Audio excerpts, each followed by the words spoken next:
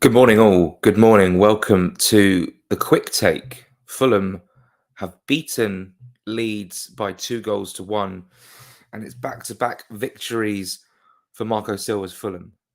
Happy days. Welcome along. Get your comments in. Let's have a discussion about yesterday's game.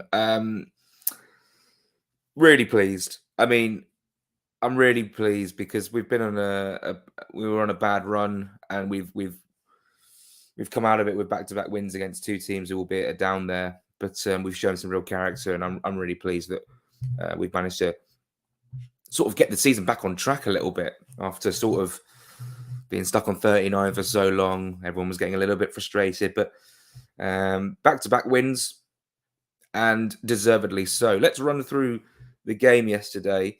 I've got to say the first half was pretty poor.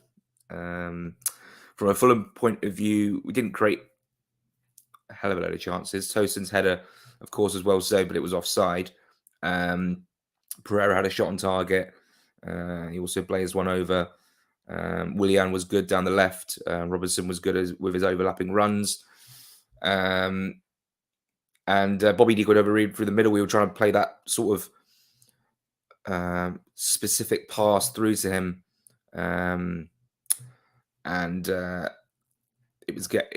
Sometimes between the defenders it would sort of get through. Sometimes it would be cut out, but there was an idea there. There was a clear intention to play that very specific pass to his feet.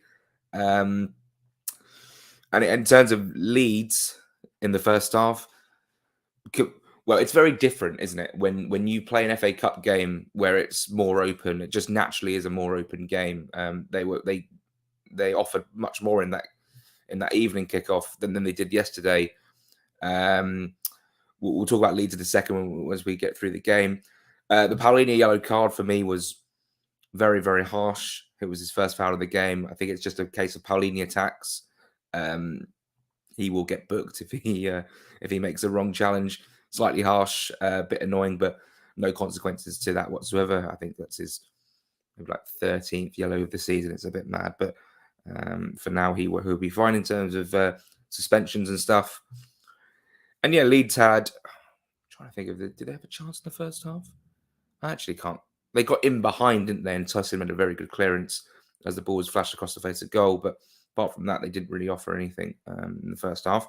Second half, props to Anthony Robinson, because two of the goals are from good work from him. Driving run, plays it to Willian, ball across the box. Meslier should do a hell of a lot better than that. Flaps at it, falls to Wilson. What a finish! What a finish to the top.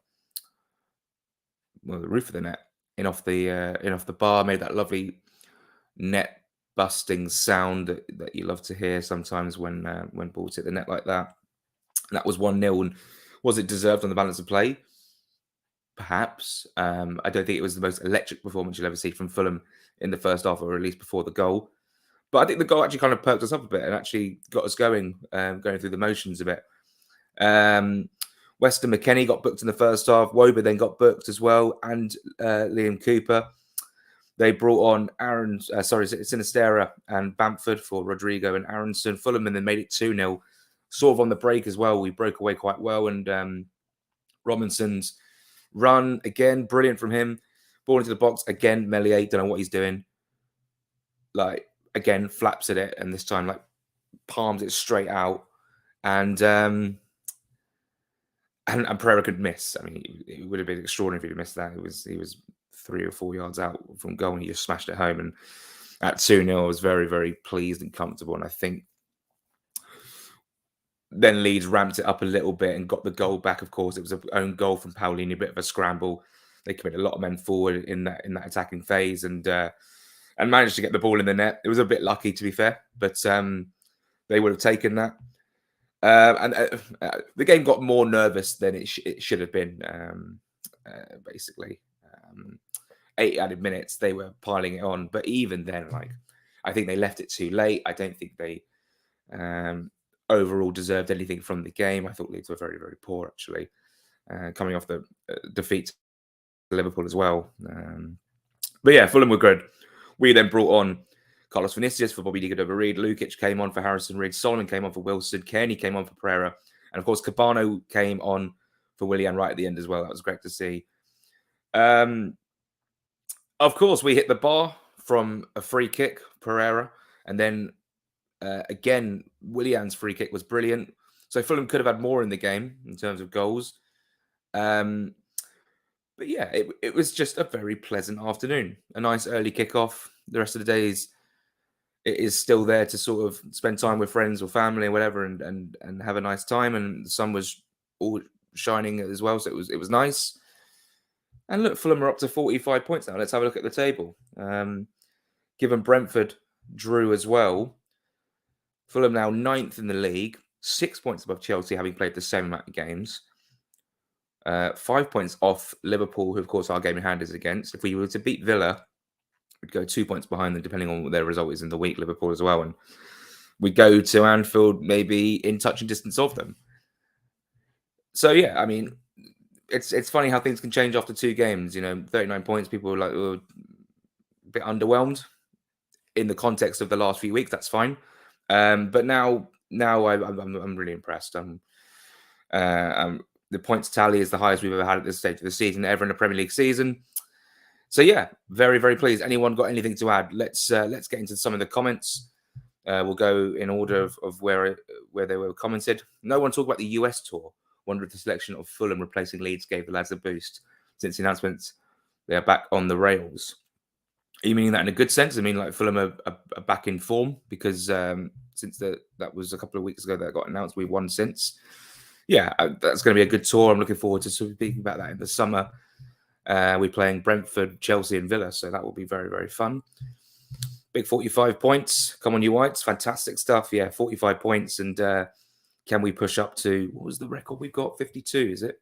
We finished 7th. Hopefully we can get more than that. And I think that there is scope to do it. There's definitely opportunity to do it.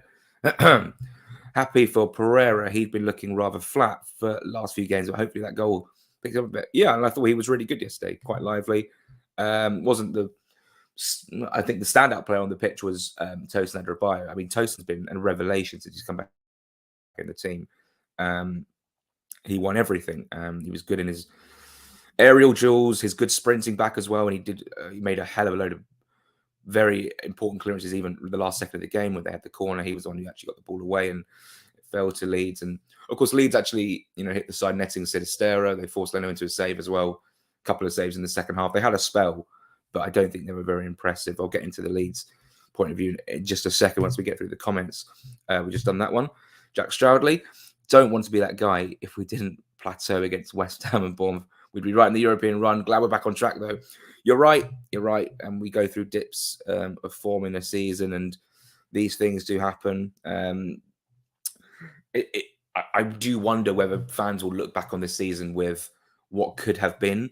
I'm quite far away from that mentality because I'm more of a consolidate where we are sort of place. But I mean, I could look at what could have been in the FA Cup quarter final. I mean, we could have been walking down Wembley Way, and arguably should have been. But that's not gonna make me burst into tears or anything. I'm over that. Yeah, it's disappointing, especially in the manner in which we lost to Bournemouth from a goal up. If we'd have held on, we would have been an extra 3 points. But you can't change the past if you waste energy on looking back. It's not going to benefit you going forward. Not to shut down you, Jack, at all. I think that's a great comment, but it's not worth going over at this moment in time. Not only Mitcho to return, we can have ABBA back in full flow, as in the Harry Wilson, Mitch Richard Niskins. Yeah. I mean, great chant. It was sung yesterday as well by the Fulham faithful after the 1-0 goal. Would you have Dan James back next game? Now, interesting, yeah. I mean, what did Bobby Deagle over Reed offer that Dan James didn't? I think that Dan James overall had a better performance than Bobby Reed did yesterday in terms of his performance against Everton. So would you put him back in for Villa? I think so. I think Bobby Reed wasn't woeful or hopeless. I think he was fine. There was a couple of times where he picked up the ball in the final third and played the wrong pass, and he actually played the ball out of play, actually. And then he got in behind, didn't he, over one of the defenders, but Meslier came and sort of got the ball before him. He was lively. He caused some problems, but with Dan James, it really is his pace that really does make a difference. And I do wonder whether now he will come back in. We'll see on Tuesday night. But yeah, I would probably arguably get Dan James back in the team. Good morning, Jack. Hope you're well. Thank you very much. Hope you're well too, Wayne. We played very well against Leeds yesterday, and Harry Wilson was outstanding. It was my man of the match. Well, yeah, of course. I mean, I spoke about Tosin, but Harry Wilson was 2 goals in 2 now for him. And after an injury-riddled season, we're actually seeing a confidence player in Harry Wilson. The more he plays, the more confident he gets. I actually think he's starting to show some of his best form for Fulham. Obviously, last season he was very good in a different league, of course, but against Premier League opposition. And we were wondering whether Harry Wilson is Premier League quality. I do think he is, actually. I do think he's a very good option and slightly underrated in this team, actually. And I'm pleased that, you don't wish injuries on anyone, especially your own team, but I'm pleased that in the ways in which that we've had those options to play the likes of Wilson and Solomon coming in and Bobby Reid on the wing. Like, we've got a lot of wide options, Cabano as well, and they've all had their fair share of chances this season. Dan James as well, as of course, and that they're all contributing, they're all scoring and assisting, and it's very, very pleasing. Yeah, Wilson's finally found his form. Most importantly, what roast have you got later? I am going to a pub quiz tonight, and because we won the pub quiz last week, I'm using part of the tab that we won to have a roast. So I will decide then and there. I'm guessing I might go for a beef, but yeah, looking forward to that and the pub quiz later. Watching the FA Cup semi-final. Wilson feels like a new signing. I feel like he's rushed back from his injury from the World Cup and it set him back. Yeah, no, did he play? I think he played against Palace. He came on, but hasn't been in the side much since the World Cup. And then obviously the last few games he's come in and he's done brilliantly. And when we look at the squad in the summer, he's definitely someone I want to include in the squad for next season, which is going to be very exciting to look at where the squad is at in the summer. If Leeds go down, who would you want to sign from them in the summer? Interesting. That is a good question. I think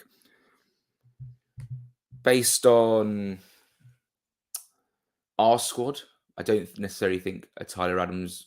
I think Tyler Adams, obviously, he's been injured. Weston McKennie, I think we're okay in the midfield department. Maybe one of those two, actually.